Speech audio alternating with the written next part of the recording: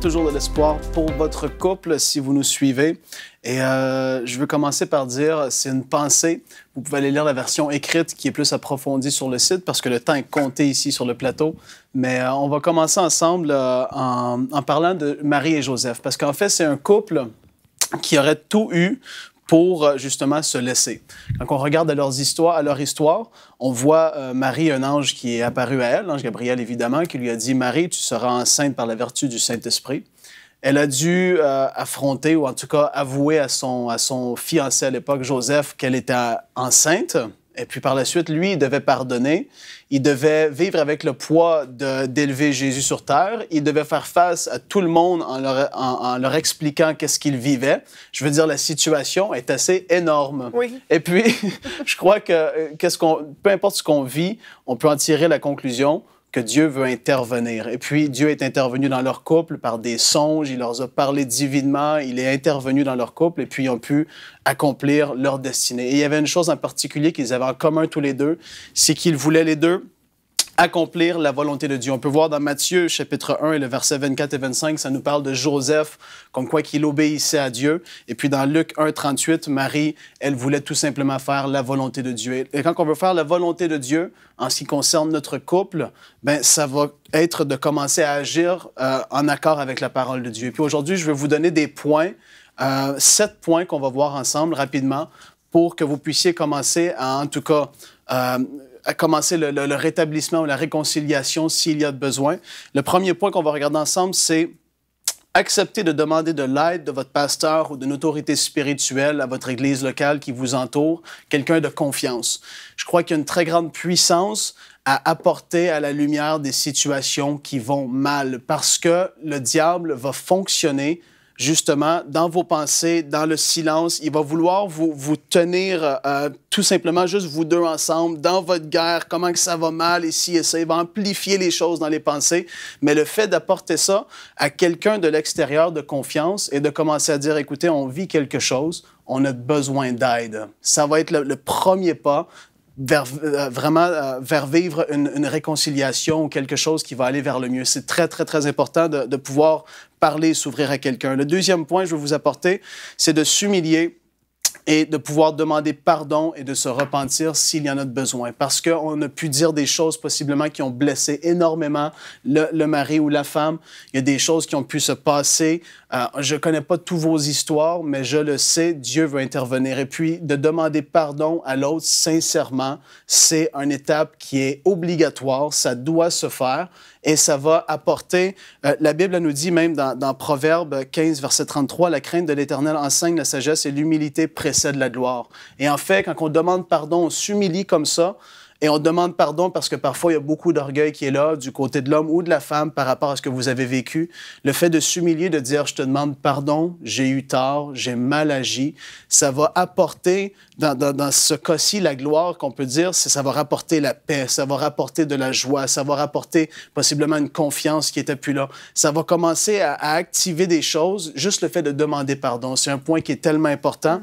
Et puis, une fois que le pardon a été demandé et accepté, on ne ramène plus sur le sujet ces choses. Ce qui est du passé est du passé. Ne ramenez pas des choses 1 an, 2 ans, 3 ans plus tard, lorsqu'ils ont été pardonnés. Dieu a fait pareil pour nous. La Bible nous dit que même tous nos péchés ont été oubliés et ont été lancés dans la mer de l'oubli. Dieu ne nous rappelle jamais nos vieux péchés, nos vieilles façons de vivre. S'il y a quelqu'un qui le fait, c'est l'accusateur des frères, c'est le diable qui va venir le faire. Amen. Troisième point, se rappeler du commencement, de l'amour qui était là et des promesses faites l'un à l'autre. Le psaume 105, verset 8 nous dit « Il se rappelle à toujours son alliance, ses promesses pour 1000 générations. » Il se rappelle à toujours son alliance. Dieu, il se rappelle ces choses-là.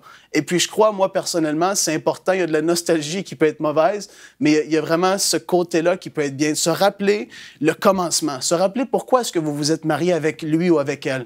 Juste le sentiment, les papillons qui étaient là au début. Se rappeler de ces moments-là qui étaient tellement agréables. On se levait le matin et on faisait juste penser à l'autre personne. On avait hâte d'être avec elle ou avec lui. Se rappeler de ces moments-là. Commencer à ranimer l'amour qui était là autrefois, qui est parti à cause de toutes les situations, les circonstances, les enfants qui sont là, ça peut être difficile, le perte de travail, toutes sortes de choses, mais commencer à se remémorer.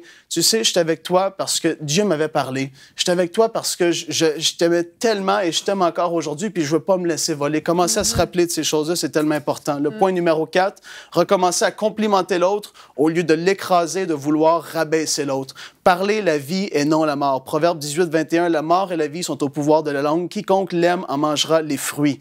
Au lieu de toujours dire, tu sais, t'es comme ça, tu fais toujours ça, toujours voir le négatif, les erreurs, commencez par dire, tu sais, t'as bien fait à manger. Puis la première fois que tu vas le faire, peut-être que tu vas avoir les dents tout serrées. T'as bien fait à manger. Parce que ça va être difficile le premier coup, parce qu'on peut être tellement plus habitué de donner des compliments. On a peut-être tellement de non-pardon qui est là, tellement de frustration, mais de commencer à faire le premier pas et dire « T'as bien fait ça. Tu sais, aujourd'hui, t'es belle, ma femme. Aujourd'hui, t'es beau. Ah, tu sens bon aujourd'hui. » Juste commencer à dire ça au lieu de toujours, comme je dis, parler des choses négatives, parler la mort. C'est un point super important. Le point numéro 5, retrouver et rétablir une vie d'intimité dans le couple. Et puis ça, c'est très important. Je crois personnellement qu'un couple ne peut pas durer sur le long terme s'il n'y a pas d'intimité. Autant que ça peut être l'intimité dans le couple marié sexuel, qu'autant qu'il peut y avoir juste un côté de romance, ce rapprochement, se coller, être intime l'un à l'autre, commencer à vivre ces choses-là à nouveau, ça doit se rétablir. Et puis ça, on peut le voir dans Proverbe 5, verset 18-19, « Que ta source soit bénie, fais ta joie de la femme de ta jeunesse, biche des amours, gazelle pleine de grâce, que ses seins te rassasient constamment, enivre-toi sans cesse de son amour. » Et puis ça, il doit y avoir cette passion-là dans le couple, j'en suis convaincu.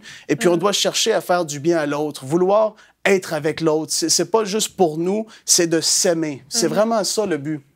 Dieu l'a créé, c'est sain, c'est normal dans le couple marié qu'un homme veuille faire du bien à sa femme, la femme veuille faire du bien à son mari, que ça soit réciproque, mais cette intimité-là doit être rétablie et je sais que ça se fait pas du jour au lendemain comme ça parce qu'il y a peut-être des blessures, vous avez vécu des choses difficiles, il peut y avoir des situations d'adultère, je connais pas toutes vos situations, c'est pour ça que j'ai cité plus haut d'aller voir un pasteur ou quelqu'un qui va vouloir vous conseiller vraiment dans la bonne direction. Le point numéro 6, prendre du temps pour prier ensemble, ça aussi c'est très important.